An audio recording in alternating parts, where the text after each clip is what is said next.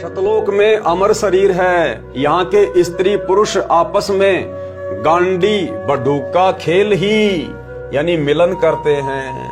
अब देखो भाई और बहनों, ये हैं वो बातें, विशेष बातें जो गुरुदेव ने कभी भी अपने सत्संगों में विशेष जोर देकर नहीं कही। यदि ये परमात्मा उस समय अपने सत्संगों में ये गहरी गहरी बातें कहने लग जाते तो शायद आज आप और हम भाई बहन भक्ति पर ही ना टिक पाते। लेकिन गुरुदेव को पता था कि एक समय आएगा, वर्तमान में तो मैं इनकी नींव भर रहा हूं, इनको भक्ति मार्ग की ABCD सुना रहा हूं। 2, 4, 5, 10 साल के बाद में जब इन आत्माओं की बुद्धि विकसित होगी, उसके बाद मेरे द्वारा लिखित इन पुस्तकों में जो संकेत हैं, ये आत्माएं उनको समझने लग जाएंगी, उनको पकड़ने लग जाएंगी। और ये दास पिछले काफी समय से आप सभी भगत भाई बहनों को गुरुदेव भगवान की प्रेरणा से यही संदेशा दे रहा है कि भाई हमने परमेश्वर की अमर वाणियों को समझना चाहिए। गुरुदेव कहते हैं भक्ति मार्ग पर पति पत्नी मिलन, पति पत्नी व्यवहार, ये भोग विलास विषय वासना, ये सबसे ज्यादा हानिकारक है। हमें परमात्मा अभी तक विशेष जोर देकर इनको त्यागने के लिए इसलिए नहीं कह रहे क्योंकि अभी हमारी बुद्धि इस ज्ञान को समझने में इतनी तैयार नहीं हुई है। लेकिन भाई और बहनों, अब तो वो समय आ गया है। अब हमने गुरुदेव के ज्ञान को भी समझना पड़ेगा और अपनी आत्मा के कल्याण के लिए विषय विकारों से दूर भी हटना पड़ेगा। तो दास काफी समय से गुरुदेव की प्रेरणा से आप लोगों को यही संदेशा देता आ रहा है कि भाई जब तक आप भोग विलास से दूर नहीं हटेंगे, जब तक आप पति पत्नी मिलन वाली इस गंदी क्रिया से दूर नहीं हटेंगे, तब तक आप सार नाम के योग्य नहीं बन सकते, आप सार नाम के अधिकारी नहीं बन सकते। अब आप भाई बहनों को समझ में आएगा कि वर्तमान में गुरुदेव भगवान ने जिन जिन आत्माओं को सार नाम दे रखा है, ये ओरिजिनल सार नाम नहीं है। ये तो भाई बहन जबरदस्ती अपनी जो प्रतिक्रिया दिया करते थे सत्संग सुनने के बाद, उतावले हो जाते थे, गुरुजी हमें सार नाम दे दो, गुरुजी हमें सार नाम दे दो, हमें सार नाम कम मिलेगा कम मिलेगा। तो परमात्मा ने देखा कि ज्ञान को तो ये समझ नहीं रहे और सार नाम लेने की जल्दबाजी कर रहे हैं, क्योंकि परमात्मा ने सार नाम की महत्वता को बार बार सत्संगों में बताया। तो परमेश्वर ने एक नकली बंदूक पकड़ा दी। मालिक को पता था कि अभी ये सार नाम के योग्य नहीं है, क्योंकि परमेश्वर की वाणी है भाई सार नाम हमें कब मिलेगा, जब हम भगत बनेंगे तब मिलेगा ना। खाली नाम लेने मात्र से कोई भगत नहीं बन जाता, कोई सार नाम के योग्य नहीं बन जाता है। सार नाम के लिए सबसे पहले तो हमने भगत बनना पड़ेगा, भगत। और गुरुदेव ने बताया तुम अच्छे सच्चे भगत कब बनोगे। वैसे तो हर कोई अपने आप को भगत ही कहता है, जिसने नाम दीक्षा ले ली, आप 2 मिनट बाद उससे बात करो, वो बोलेगा मैं तो भगत बन गया। लेकिन इस प्रकार से भगत नहीं बनता कोई। परमात्मा कहते हैं भग भोग्या भग उपजय, भग यानी योनि। परमात्मा कहते हैं भग भोग्या भग उपजय, भग से बचा न कोई, और जो कोई भग से बचे भगत कहा वह सोई। असल में सतगुरु रामपाल जी परमेश्वर जी का भगत तो वो कहलाएगा जो इस पति पत्नी मिलन से दूर हो जाएगा, जो अपने आप को विषय वासनाओं से दूर कर लेगा। हमें रोज परमात्मा नित्य नियम के माध्यम से जगाते हैं, लेकिन हम ध्यान नहीं देते। गुरुदेव कहते हैं कामी क्रोधी लालची इनसे भक्ति न होए, और भक्ति करे कोई सूरमा जाति वर्ण कुल खोए।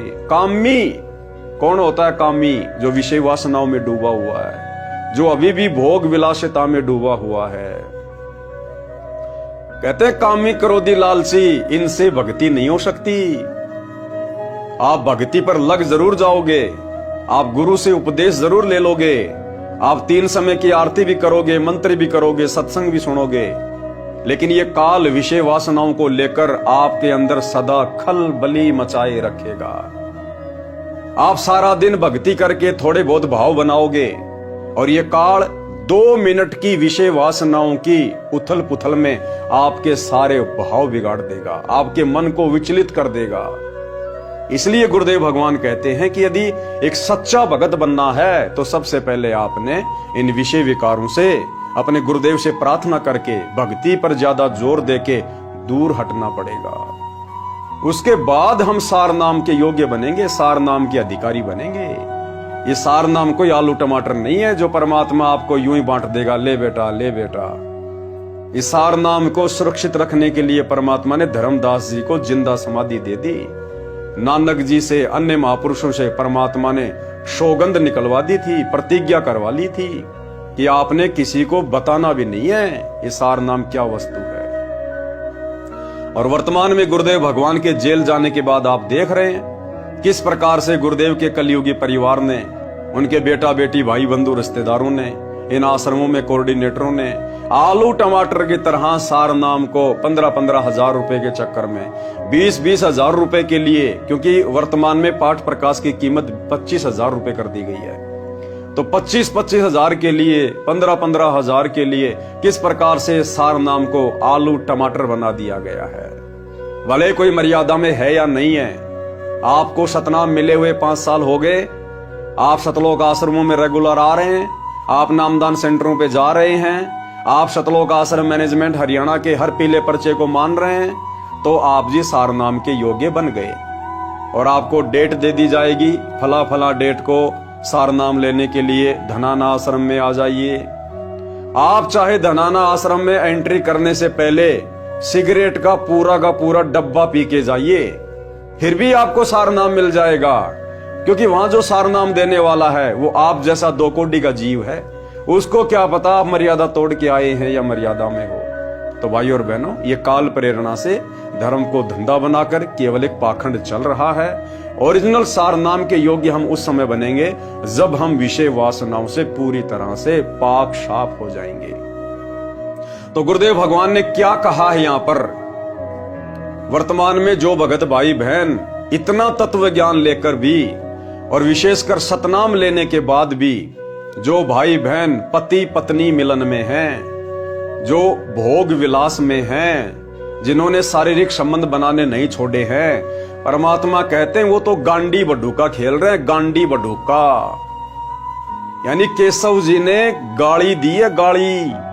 जैसे आप और हम भगत भाई बहन पहले कह दिया करते थे एक दूसरे को ज्ञान के अभाव में, ए गांडू इधर आ। तो गांडू का मतलब क्या होता है, जो अभी उसी वस्तु के पीछे पड़ा हुआ है, जो अभी योनि के चक्कर में पड़ा हुआ है, विषय वासनाओं में सना हुआ है, उसको गांडू कहते थे। और परमात्मा ने उसी चीज को क्या कहा, गांडी बडूका। तो केशव जी क्या कह रहे हैं कि यहां के लोग कितने गंदे हैं, ये कैसे भक्ति करेंगे आपकी, कैसे इनके अंदर आपकी भक्ति प्रवेश करेगी परमात्मा। ये तो गांडी बडूका खेल ही, ये तो गांडी बडूका का खेल खेल रहे हैं। अभी भी इन लोगों को समझ में नहीं आई कि तुमने सतलोक भी जाना है। ये ज्ञान तुम्हें धरती पर कौन दे रहा है, तुम्हारा मनुष्य जीवन प्राप्त करने का टारगेट क्या है, मकसद क्या है, लक्ष्य क्या है। इन लोगों को कुछ भी समझ में नहीं आ रहा परमात्मा। ये तो आपसे इतना ज्ञान लेने के बाद भी गांडी बडूका का खेल खेल रहे हैं, गांडी बडूका का। और उम्मीद कर रहे हैं सतलोक जाने की, सार नाम लेने की। सार नाम तो उस समय देगा परमात्मा जब हम ये गांडी बडूका का खेल खेलना बंद करेंगे। तो क्या कह रहे हैं परमात्मा, यहां के स्त्री पुरुष आपस में, स्त्री और पुरुष आपस में गांडी बडूका खेल ही यानी मिलन करते हैं, मिलन। और इसी को सबसे अच्छा भोग मानते हैं। सतलोक का भोग असंख्य गुणा आनंददायक है।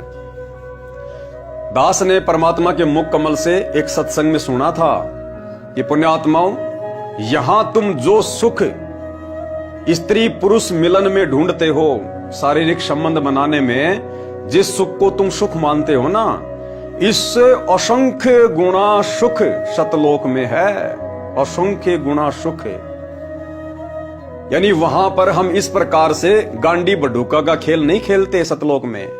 स्त्री पुरुष वहां पर शारीरिक मिलन नहीं करते, लेकिन वहां पर आपस में जो प्यार प्रेम है पति और पत्नी का, दृष्टि मात्र से यहां जो हम आनंद महसूस करते हैं झूठा एक बार के शारीरिक मिलन में, परमात्मा कहते हैं वहां पर ऐसा आनंद, ऐसा सुख यहां के गांडी बडूका वाले खेल से करोड़ों गुना अधिक है, करोड़ों गुना अधिक है। और यहां का झूठा सुख तो तुम 1 मिनट ले लोगे, 2 मिनट ले लोगे, और वहां तो अनवरत अखंड सुख है, अखंड।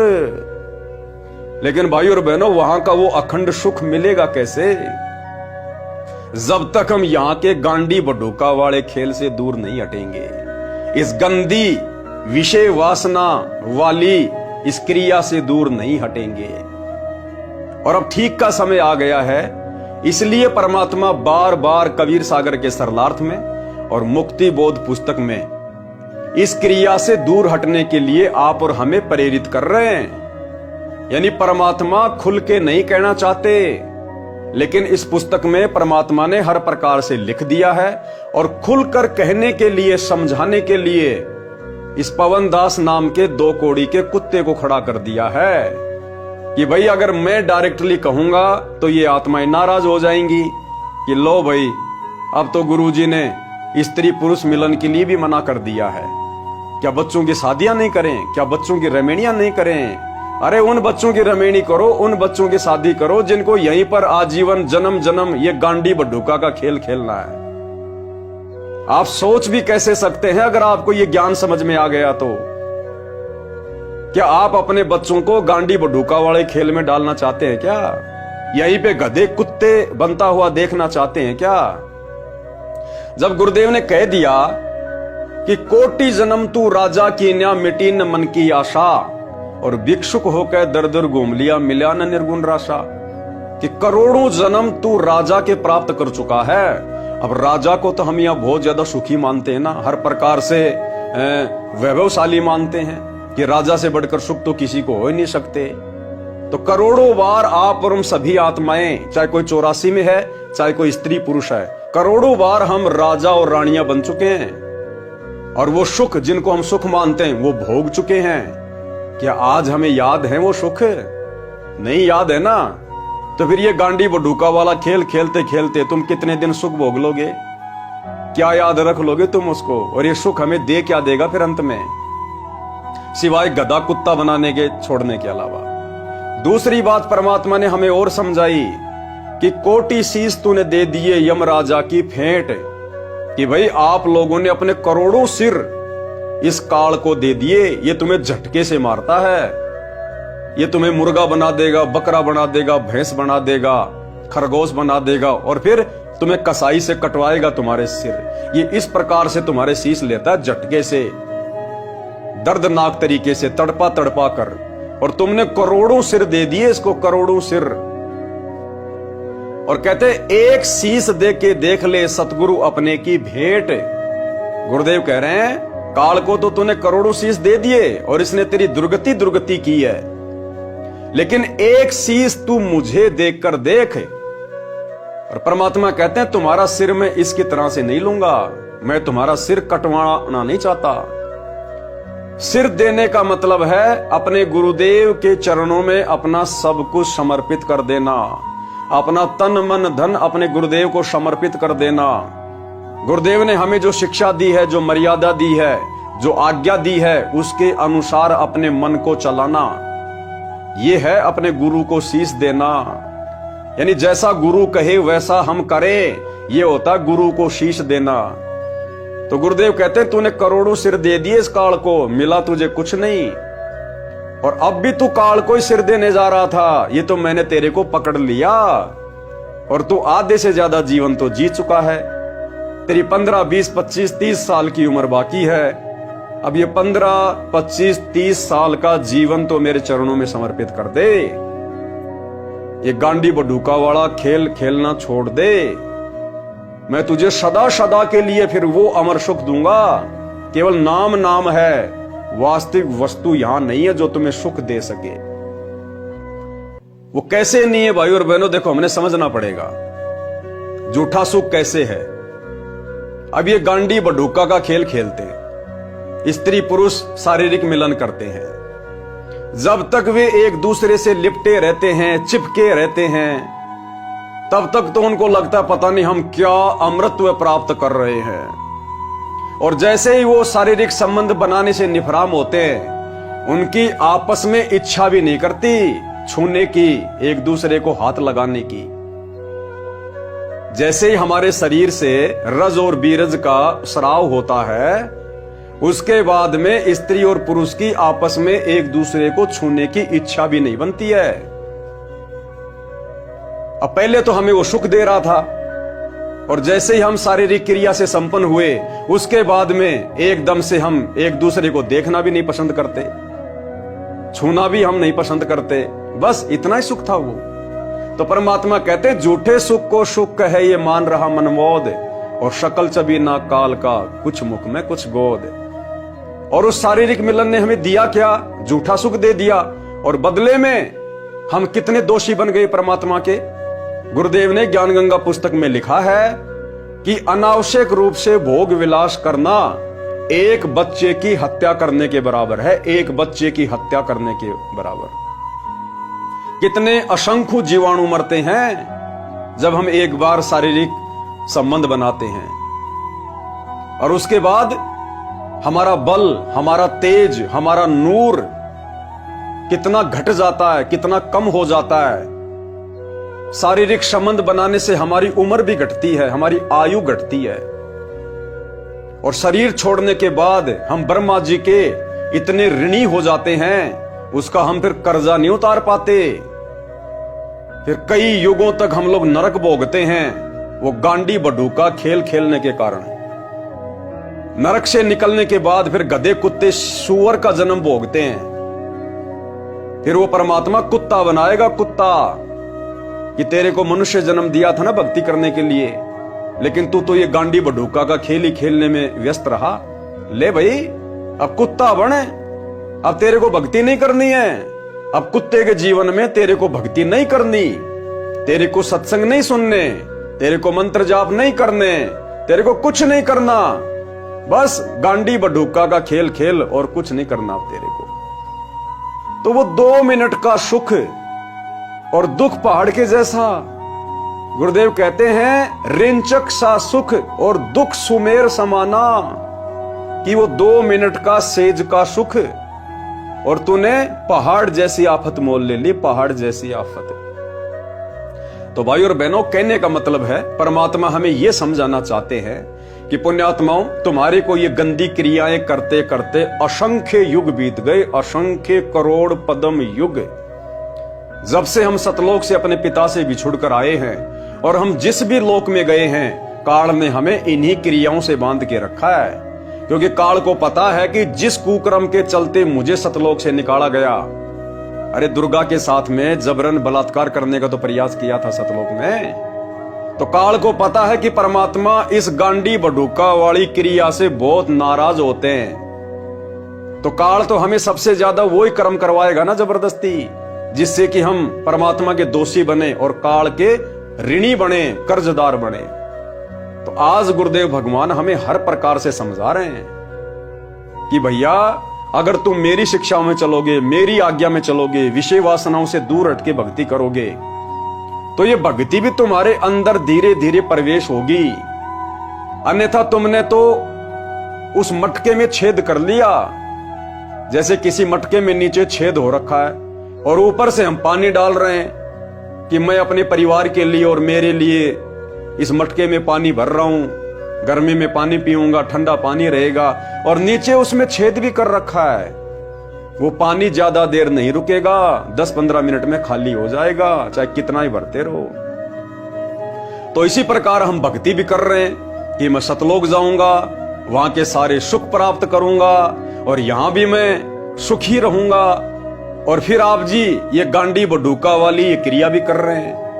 एक तरफ तो आप ओम नाम का जाप करके ब्रह्मा और सावित्री जी का ऋण उतार रहे हैं, और दूसरी तरफ आप ये गांडी बडूका वाला खेल खेलते हुए उसी ब्रह्मा सावित्री का ऋण भी चढ़ा रहे हैं। तो भैया, जो आदमी साथ में कर्जा ले रहा है और नौकरी कर करके कर्जा उतार भी रहा है, उस आदमी का कभी जिंदगी में कर्जा नहीं उतरेगा। अगर कर्जा उतारना है तो सबसे पहले आपने उधार लेना बंद करना पड़ेगा, और धीरे धीरे कमाई करके अगले को देना पड़ेगा, तब जाके आप कर्ज मुक्त होगे।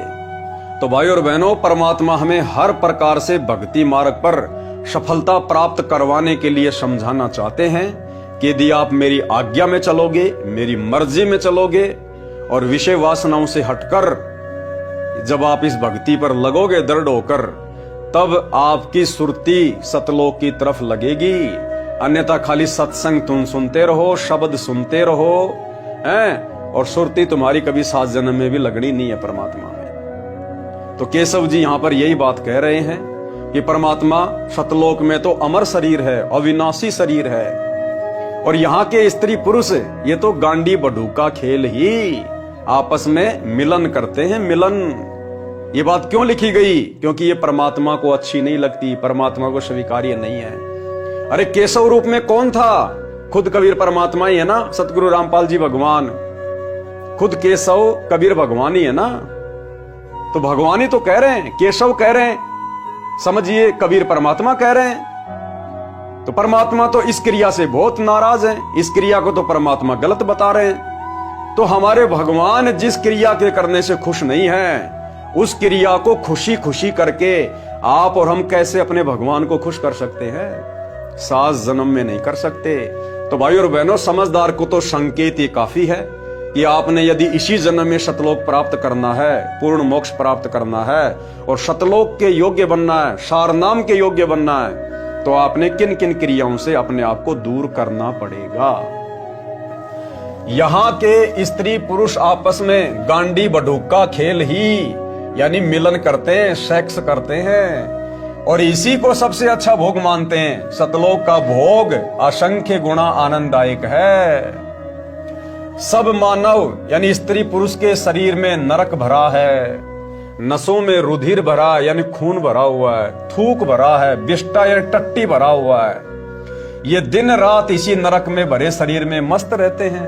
फिर कुत्ते गधे बनते हैं, यमदूत इनके ऊपर घात मारने के लिए छुपकर दाव लगाए रहता है। इस काल लोक की पृथ्वी की 100 योजन यानी 1 योजन 12 किलोमीटर के समान होता है, यानी 1200 किलोमीटर ऊपर तक दुर्गंध जाती है। इस पृथ्वी की बदबू, कितने लोग लैट्रिन करते हैं, पेशाब करते हैं, फैक्ट्रियों का धुआं है, गंदा पानी है, केमिकल है।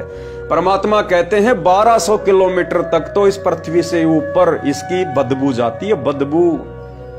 और ये जीव स्त्री पुरुष इस पृथ्वी पे रह रहे हैं, जड़ में रह रहे हैं। ये रह कैसे रहे परमात्मा? केशव जी सोच सोच कर चिंतित हो रहे हैं कि परमात्मा ये इंसान यहाँ पर रह कैसे रहे हैं।